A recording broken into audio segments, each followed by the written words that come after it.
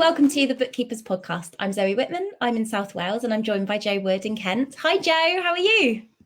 Hi Zoe, I'm good. I'm back to full health again, which is good because I've had a couple of weeks of being poorly.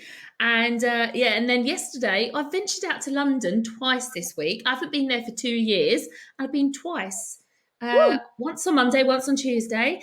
And I went we went and met Laura, who's in our group, for lunch on Monday, which was lovely. She came down from Leeds.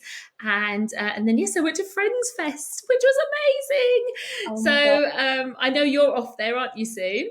Yeah, next week. Oh my goodness, I'm so excited. I can't even tell you how excited. So good. Fun. So good. It will not disappoint. So I'm feeling good. I'm feeling like I've come back to life this week. So it's all good. I'm so pleased to hear it. Oh, well, we are really excited to be joined today by Amy Stevens from Anorak Cat. Hi, Amy. How are you doing? Hi, both. Yes, I'm good. Thank you. Thank you so much for inviting me. No, it's our pleasure. I think Amy's here to talk to us about websites and why websites are important for our businesses. And I know that this is a challenge that so many bookkeepers have. Jo will tell us. Jo hasn't got a website, and I know there are lots of bookkeepers who are thinking, I need to do this, but they're finding it difficult, or it seems to be a real blocker. It's like something that's really stopping people from moving forward. So really, it's going to be amazing to have a chat with you about that. Amy, do you want to start by just giving us a little bit of info about what you do? Yeah, so I've run our business with my husband, Rich, for just over 5 years. And we build websites in WordPress. And we also offer ongoing care services to people with websites. So we look after them and we look after their websites as well. Amazing. Well, I think you're the perfect person to help us with all of this today. So let's go back to why do we need a website? What's the purpose of a website in our business? Well, it was something that Jo just mentioned actually before we came on, and was saying about credibility, first of all, is a big one, and feeling like you're a legitimate business. Because for small business owners as well, we sometimes feel like small fish, don't we? And like in a big ocean. And actually having that website can really make you feel like you're a real business, and people can take you seriously, and you feel like you can charge the prices that you need to charge. It just gives you that confidence. If you're not on, I'll just run through a few things. If you're not on the internet and someone goes looking for a bookkeeper and you're not there, they're not going to find you. They're going to find another fabulous bookkeeper instead, because there's lots of amazing bookkeepers out there. You're on there 24/7. It's selling for you 24/7, which obviously you can't do as a human being. Even on social media, I know you can schedule and what have you, but it's just not the same. Because you can sell your way. When you've got a website, you design it. If you're building it, you're designing it, or you can get professional help, obviously, but you can sell in the way that you need to sell, that suits you best. What particular service do you want to push? It might be different for you compared to somebody else. You can focus on what you want to push forwards. The return on investment on websites is brilliant if you have a decent website. If it's done well, that return on investment is really high. Obviously that you could do the maths. It depends how much you spend on it and how many clients you get, but if it's done well, it will be. And it saves you time. How many times do you repeat the same thing to people? These are my services. This is why it's amazing. A little, who you are, like what you do. It's just, you're saying the same things, FAQs again and again. Imagine even just in emails being to say, oh, do you just want to link, just have a look at this page on my website. And it saves you time, not just saying stuff, but in emails as well, being able to say, just take a look at this blog, or take a look at this part of my website for my packages, and it's and then come back to me with any questions and what have you. It's just does so much for you. Wow. The thing is as well, thinking like I'm virtual, so I work my converted garage. I'm not going to call it the garage. I'm going to change in my office, and I don't have a shop front. Do I? I don't have a physical presence on a street to get any footfall. So I suppose nowadays websites are, where there's our shop front, isn't it? the internet is that street, isn't it? That the internet is that high street, and if people are walking along that and you're not there, and they're putting in, Bookkeepers Bristol or wherever they are, and you don't come up, they will find someone else. That's the reality of it. And I was also thinking about, like Facebook, Instagram, and a lot of people are on there but don't have a website. And it's not enough just to be on social media, although that is very important. It's not enough because you're taking people on a journey, aren't you, when they're buying from you? And for example, if somebody heard about me today and thought, oh, I need a website, and they thought, oh, Amy sounds all right, yeah, I'll find out more. If I just had Instagram and they looked me up on Instagram, and they saw some information about me on there, that's great. But would they DM me? Would you DM me and say, Amy, I want a website from you? Or would you want to find out more first before you approached me directly like that? You'd probably want to see my packages and my prices and those sorts of things. So you don't have to have that awkward conversation of like, oh, Amy, how much do you charge? I don't know if I can afford you. You feel awkward, and it just takes that away for people. So you need that next step on their journey to be there. Social media, then what? Give them the next step to be able to find out more about you at their own pace, in their own time, and to find the information that they want. They can look on your website and choose. I like that, the idea of taking them on the journey. I think bookkeeping is complex. So if you aren't a bookkeeper, you might find someone's Instagram and be like, right, great, they seem approachable. They are giving me some useful tips. They're telling me about what they do.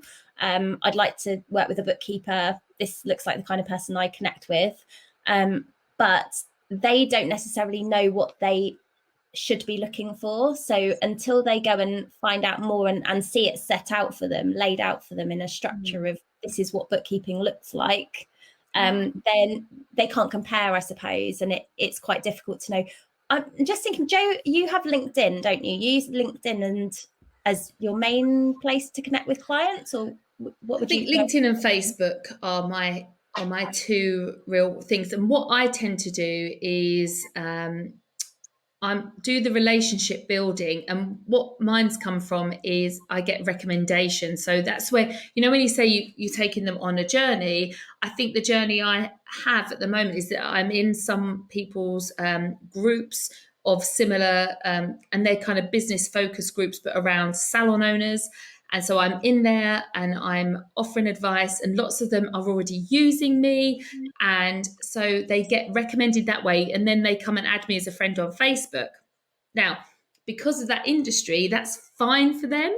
Like they go on everything on recommendation, and I have a chat with them. But I do not think that I really want this. I've just got, which I'm sure lots of our bookkeepers have, I don't know what to put on there, even though Zoe's even told me what to put. Like, she's given me a list, do this, do this, do this. And I'm like, I've just got this block of writing about myself. And because it feels, I think that this is the thing, it feels quite final. It feels quite, once you've said it, it's out there. Now I know things can change and I know you can update it, but I've got this kind of old, I don't know, it feels like writing a brochure or something. It's the writing side of it and selling yourself, which I know we all struggle with. It's like massive imposter syndrome, I suppose, coming through, but making something, yes. Do you know what? I don't think, I have had a website in the past, but it was completely faceless. It was the old style, these are the services. This is what you need. You need bookkeeping. You need payroll. And let's talk about what bookkeeping is. Let's talk about what payroll is. And at the end, it was like, here's an email address, which was nothing to do with anyone. It was a proper accountancy one that was faceless. I could do that. But now this is like me going on the World Wide Web, and that's scary. Bottom line is, you don't want to make an idiot of yourself, do you? And that's the fear that you think you will, even though I could tell you won't, and it'll be okay, and whatever you write will be fine, and it'll work well. That's that. We all have that feeling. We all, lots of us have that feeling, and just that stops us putting ourselves out there because we just don't want to make a mistake, or for people to see something, and but with our packages, it sounds like I'm just promoting them, but I don't mean to go into that now, but we give support for copywriting, and we've only recently done this. We've built into our packages that every person has a one-to-one with our copywriter. And it's not with me because I'm not a copywriter, but a one-to-one with our copywriter so that they can get support and clarity on exactly what to write, and help with it. And then she can also tell them about her services as well, and kind of, oh, if you know, do you want me to do this for you? This is how much it would cost, kind of thing. But actually, most people that have gone through the process have come away with everything they need to write it themselves. And I think that everyone needs that, and that's why it's in there for everyone, because people feel like you, Jo. Well, what are your tips? So someone goes and designs their own website, and there are lots of website builders out there. And I know you guys use WordPress. Squarespace is another one that gets mentioned a lot. I've built websites in Wix. And often you can get a template and then you fill the gaps in, but you will find that there'll be bits of the template that you actually don't want that can be quite annoying, because you're like, oh, no, I've got to take that bit out or work out how I change it. So it can be done. You can build one yourself. And I think it's practice. Practice makes perfect. I've probably done this quite a few times now. What would you say to somebody who is struggling to find the right words? Like, are there any tips for people on coming up with the wording? Like, how would you, if you're like, right, I need to write an about section. What do I write on my about section? Where should people start if they're trying to do it themselves? The first thing you need clarity on is who your ideal client is. And I'm sure you've talked a lot about this with the people in your group, about finding that ideal client. If you don't know who that ideal client is, it's really difficult to write for them. Also, it's really important that before you've even started planning anything, that you know what the goals of your website are. When people come to your website, what do you want them to do? And a lot of people save that step till the very, very end. And how can you craft your content and your copy to guide people towards an end goal that you haven't thought about yet? You have to start with that. Are you trying to get people to book a call with you? Do you want them to join a group that you've got, a free trial of something? Whatever it is, you need, I would imagine for a lot of people listening, it would be to book a call. And then with that in mind, you can take them, as we spoke about, that journey of how to get there.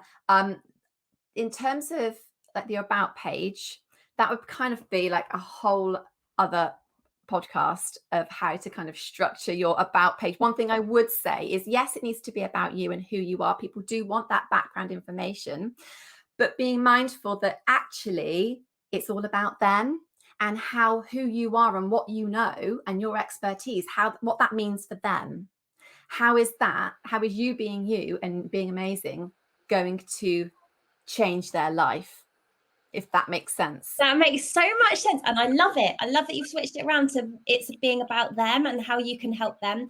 Tell me about the services part then.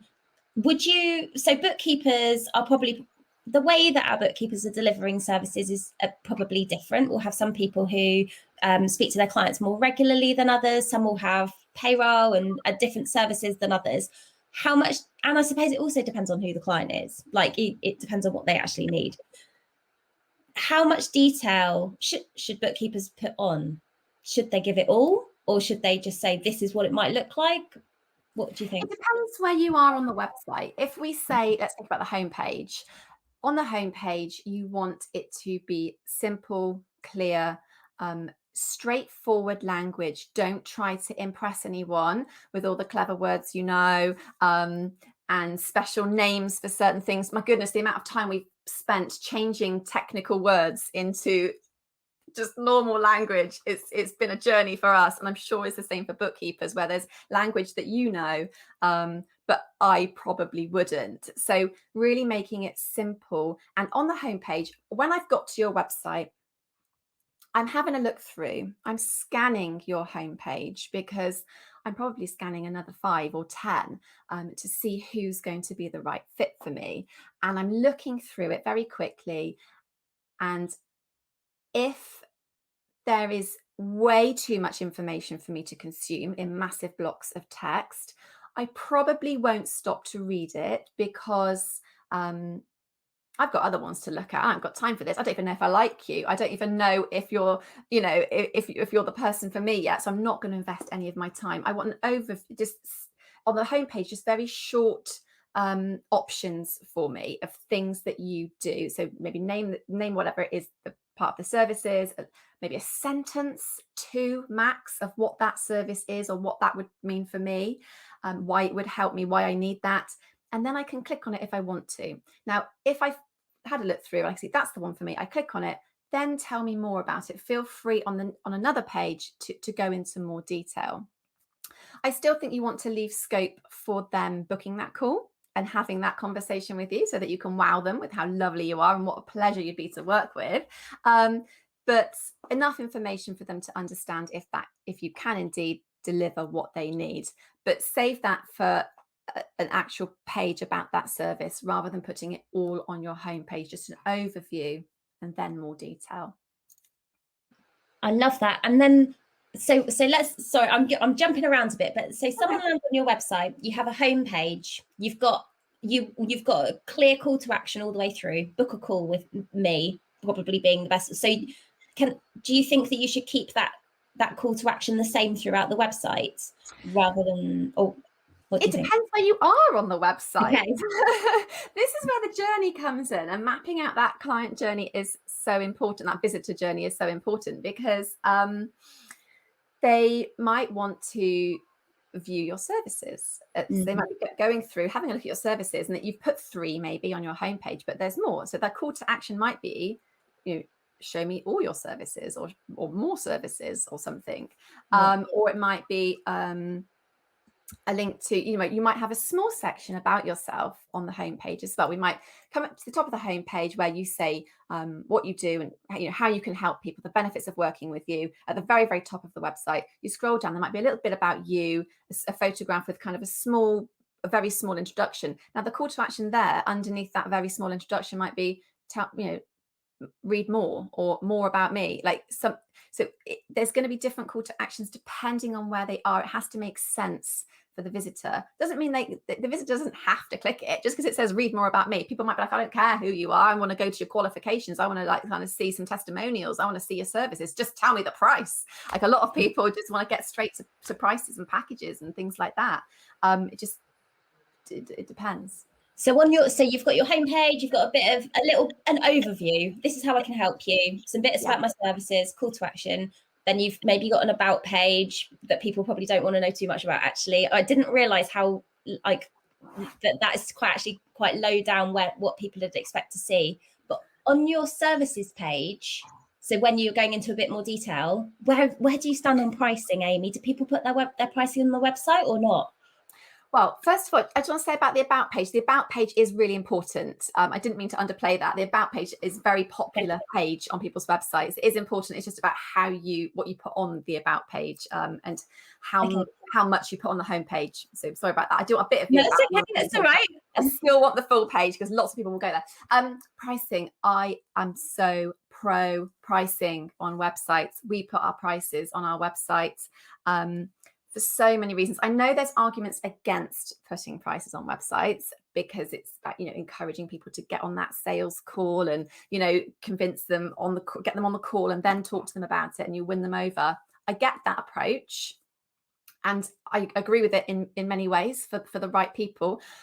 I personally want to do anything that's going to take the sales pressure off of me and off of Rich. If people come to our website and they see our prices, they can make a decision like, is this looking good for you? And then we know that when people book that call with us, they already know that this is kind of going to work for them potentially. And if it's too much for people, or that maybe you've put them off with it being too low, that's a risk as well, isn't it? But if they look at it, it's too high, this is out of my budget, that's fine. Like I totally respect that. Move along. There's places that you can get a cheaper website. We're just doing what's right for us over here. And as bookkeepers, you've got to you charge what you charge, and that's whatever's right for you. And I think people want to know a price, don't you? I do agree. I absolutely do agree that people do want to know a price. So with regards to what I do, I actually go through a live proposal with them in the discovery call, because we have so many different elements. So someone might have payroll and someone might not have payroll. Someone might want monthly services, someone might want quarterly services. So, and I'm trying to think of all the line items that I have that people have. I think I would find that really difficult. And I wouldn't also want to, for me, put a prices start from, because as well, they would assume they would get that price. Everyone assumes you're going to get the starting from price when it might not be. But so I'm trying to think what I could do to, because I love visibility, and I think that's what that does. Clarity, visibility. It's like, right, we're completely open. This is where it stands. But I don't know how I would do that. So I'd need to have a think. I was thinking, like, I'd love to have a little kind of rough matrix where people could kind of roughly work out what their prices would be by integrating something from Go Proposal, which is something that I use. So I'm like, oh, I wonder how that could work. But I think if you are able to, and you've got a kind of a fixed price kind of structure, and I did when I started my practice, I had 3 prices for all of 3 services, and that I was able to do. So if you are able to, I think it's a fantastic idea, and I really recommend it. I can't see how I would at the moment. So if you've got any ideas about how that would work in, when you're basing it on transactions and things. We've got our own new website coming soon that kind of addresses a similar problem, and that it does involve a from price, but what it's going to be like is we've got 2 kind of packages, a smaller package and a bigger package, and I'm talking about the bigger one here, where it's a big main package, and then people might want to add on various features and functionality. Particularly bigger businesses want some real fancy things doing, where they're controlling between, like, stock and all sorts of things that they want it to do. And we have created a main package, and it says everyone has this package because it's got everything that everyone needs. I don't know how it would work with you, but there's kind of a base element that says, do you know what, you're going to need this. This is the one thing you need. And then if you want extras, you add on. And we have put a from price. I must say, we say these add-ons are from, for us, it's £500 because these are bigger things. But it says from 500, and a lot of them are. Some of them might be 2,000. It depends what they need, but we've got that base, and then they can just pluck. So yeah, and that you say, so they've got that idea. They're not going in blind, and they know where you. And actually, it's not such a bad thing, because even if I, put prices in quite high, you're going to deter people. And if they're going to, and I find if people are going to come to you anyway for other reasons, this is just confirming it, and then it stops any time wasters, I suppose, as well. So it's not such a bad idea. And I suppose, thinking about it, there might be able to be a way, especially now that I link.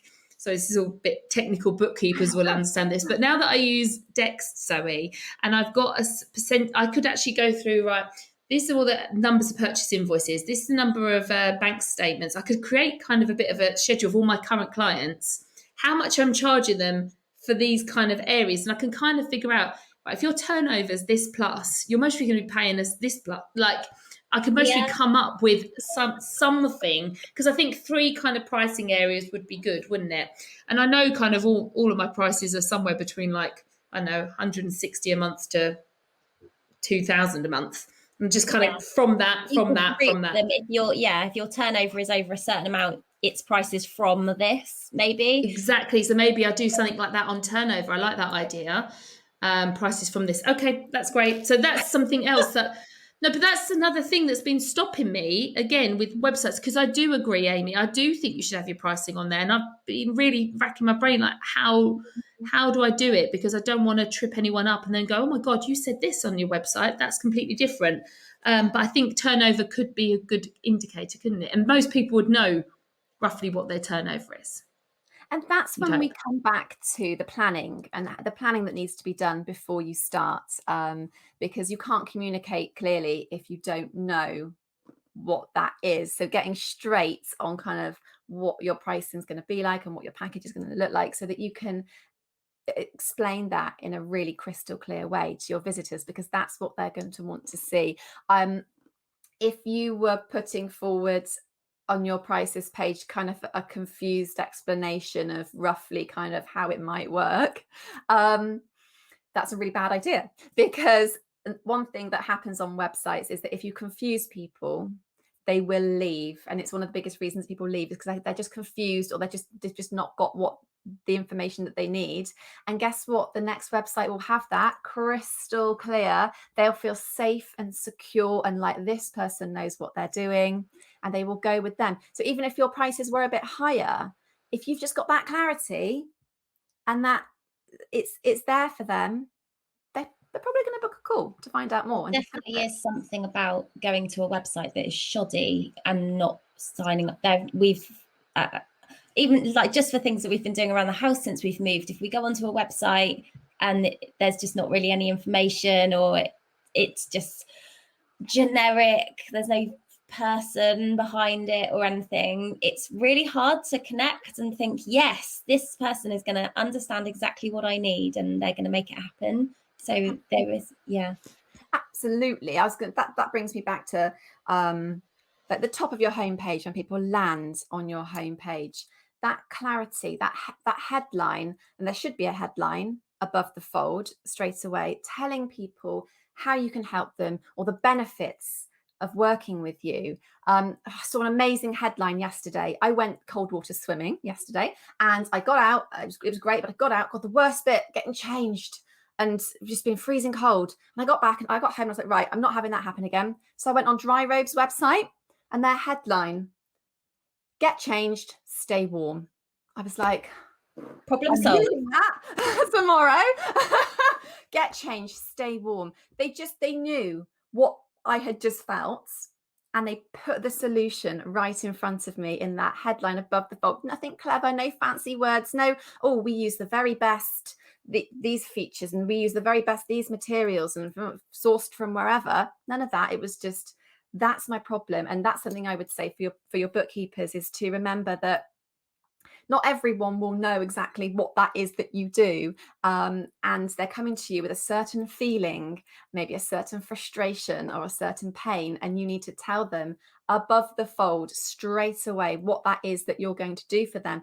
And then they will read on. And then you've got the chance to tell them a little bit more about what that is that you use and how you do this and how you make that magic happen. Like, tell me once I get further down, how will you make it easy for me to get changed? How are you going to what is it that's going to keep me warm?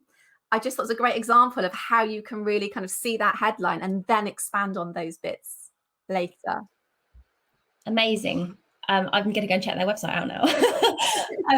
But this is really really helpful for people who are thinking, like, where do I start with my website? So I think one of the things that holds people back is they think it's expensive.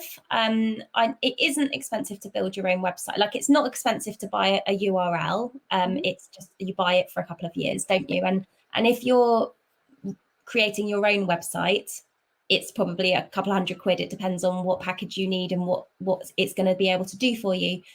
I think people are probably afraid of the idea of working with somebody to build a website. Amy, I know you provide packages at Anorak Cat. If someone was to look to work with you or somebody like you, what kind of service should they be looking for, and how much might they expect to pay to get a decent website that's going to help them bring leads over to their business? Oh, that's a really tough question. I mean, going back to kind of the DIY versus professional option, I mean, some people can build themselves a DIY website and do a pretty good job. I've been pretty impressed by what some people have been able to create themselves. I was talking to an interior designer the other day, and we were saying about, some people you can decorate your house yourself, or you can get an interior designer to do it. And you can imagine the difference, can't you? It's kind of that's very similar to web design. You can build one yourself, or you can get a professional to do it. But there's kind of there's so many differences, it's hard to list them all. But some people do a pretty good job.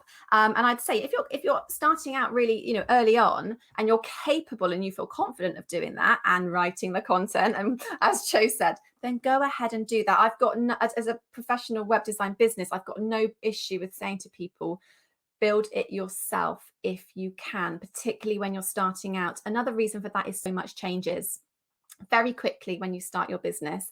It could be like Jo was saying, the packages, you start off doing it one way and then you're changing it all up. So maybe have something up there quite cheap quite quickly if you think a lot of those initial things are going to change for you.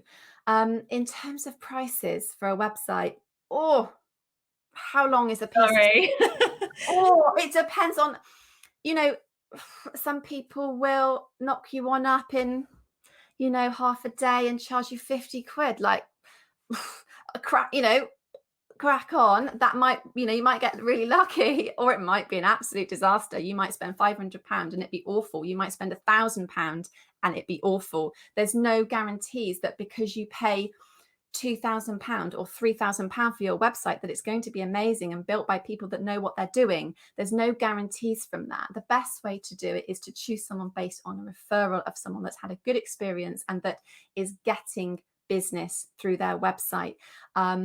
One thing people don't think about when choosing a web designer is the support that you're going to get, because even when you have a web designer building it for you, they could just say to you, okay, you give me all the content, or your copy or your photographs, and I will build it for you.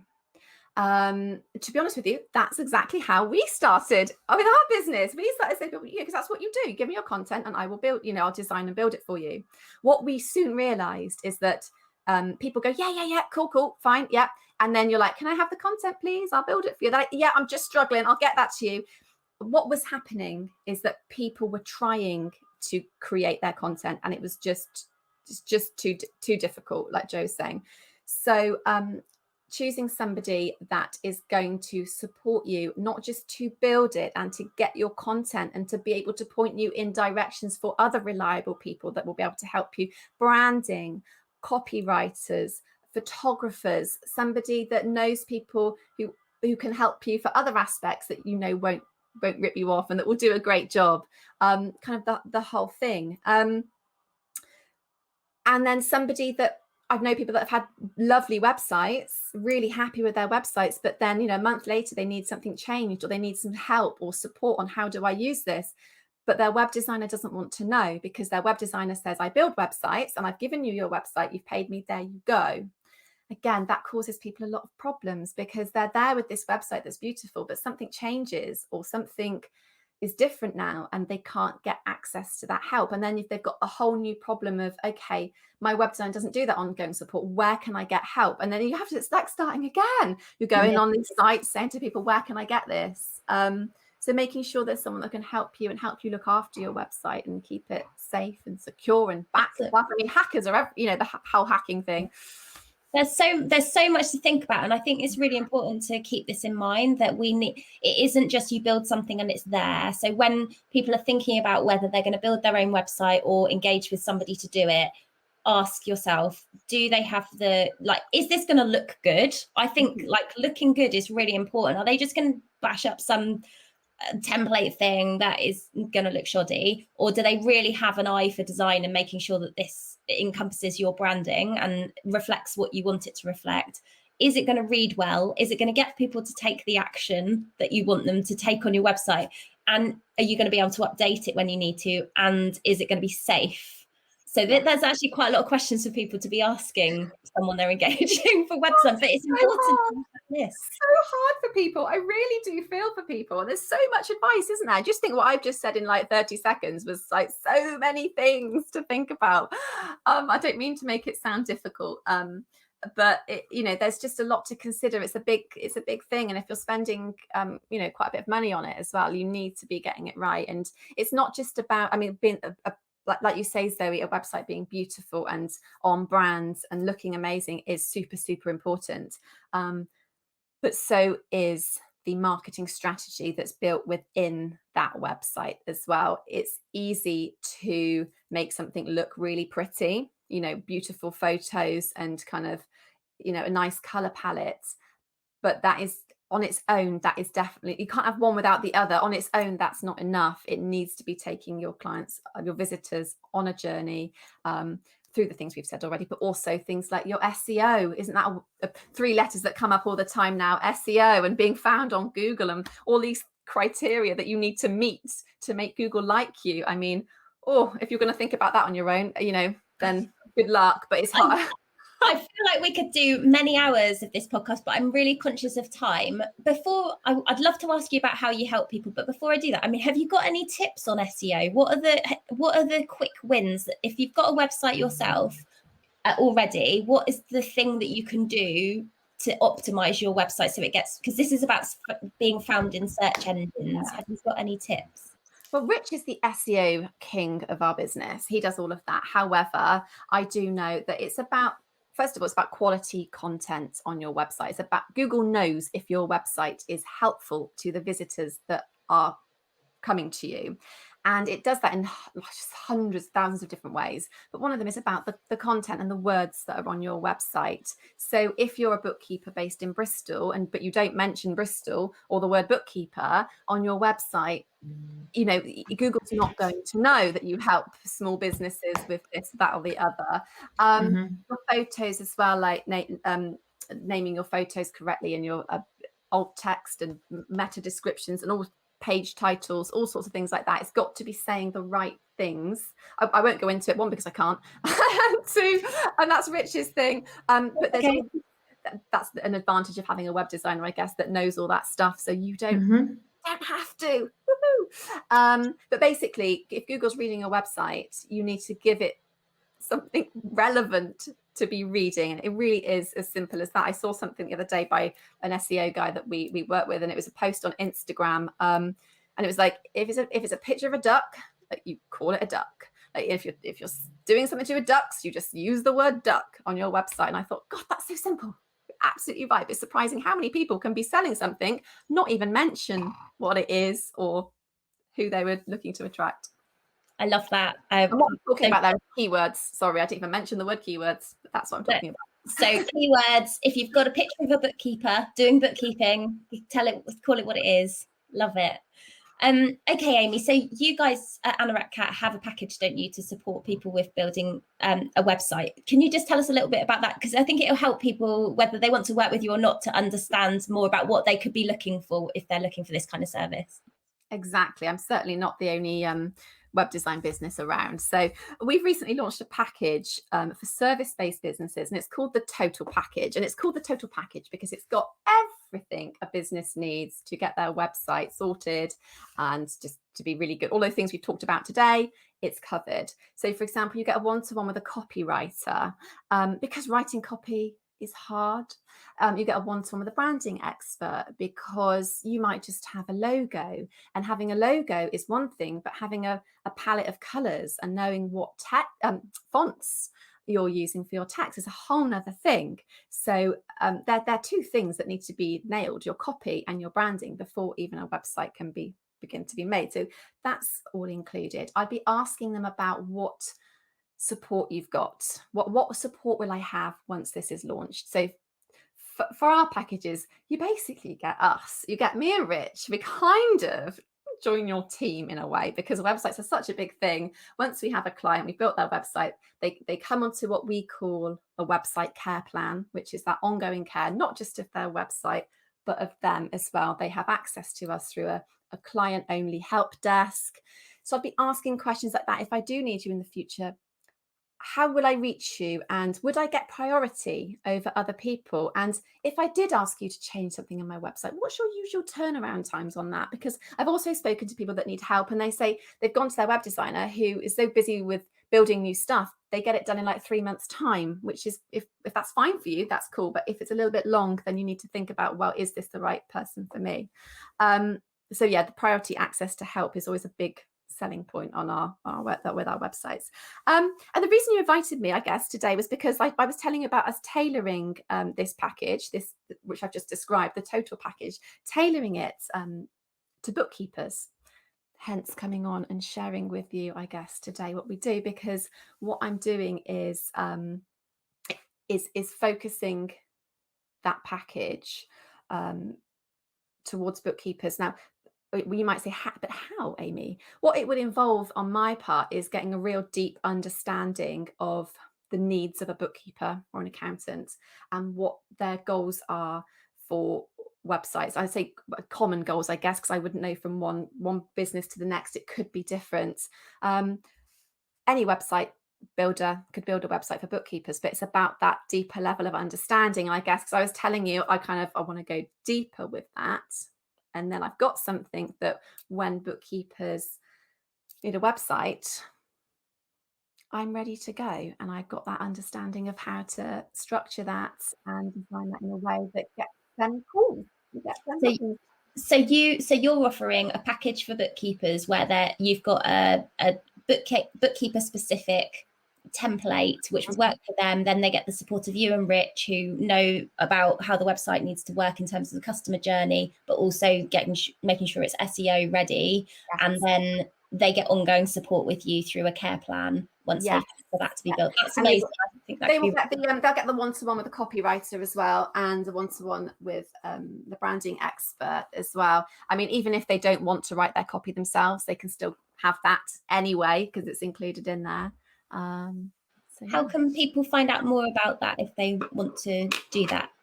Well, it's on our website. It's called the Total Package. It's on our website, anorakcat.co.uk. But what you might want to do first is come and follow me on Instagram. My handle is anorakcat, just one word, just anorakcat altogether. I share website tips and advice and stuff all the time on there anyway. It might be nice to come and follow me on there. And then I also, we share weekly tips as well with a newsletter. So you could come over to Instagram, click my link in the bio and sign up to our newsletter. And then that way you can get to know us better. And there's always links in the weekly emails to this particular package. But yeah, I think follow me on Instagram would be a good start. And check your website as well. I just, it's a journey, isn't it? I don't expect anyone to have listened to this. Is the reality of business, isn't it? I don't expect anyone to have listened to me today and go, she's the woman for me. If they do, then wonderful. But most people will probably want to just find out a little bit more first. It's how it works, isn't it, ladies? And then find out. Yeah. Come into my website, anorakcat.co.uk, and it's the Total Package, because there's other packages on there as well, but it's the Total Package is the one we've just talked about. I think everything that you've explained today is exactly why we all need professionals and we need to outsource this stuff, because, people need to outsource their bookkeeping to bookkeepers, stop trying to do it themselves. And I feel like, people need to get the right kind of website designer on board so that you know what the end goal is, you know how it works. You're the best person to deal with it. And I think that's, definitely, like me and Zoe always talking about outsourcing all the time, and this is another area where, we talk about VAs and cleaners and all of this stuff. But website design, I definitely think, because, Zoe, we know so many people that actually, they start their bookkeeping business and they think, I need a website. And the procrastination that goes on before they even start anything. And do you know what? I think that was one of my reasons why I didn't. And now I'm like 2.5 years down the line, because I had seen the procrastination with people on their websites. And I thought, I've just got to get out there. Now I'm not going to procrastinate over it. But now I'm definitely at a point where I need it. Someone said, I was really panicking about doing a website, but I feel much more confident now. Thank you. So, Amy, you have given someone some confidence today. So that's amazing. Oh, thank you so much, Amy. It's been amazing. So best place to connect with you then is anorakcat on Instagram and anorakcat.co.uk online. Yes. Perfect. Thank you. That'd be great. Really nice to talk to you. Well, thank you so much to everyone who's joined us today. We're going to be back later on. We have another podcast today, so we will see you at 1. But for now, I'll wrap up. Thanks, Amy. We will speak to you soon. Have a good day. Thank you so much. Bye.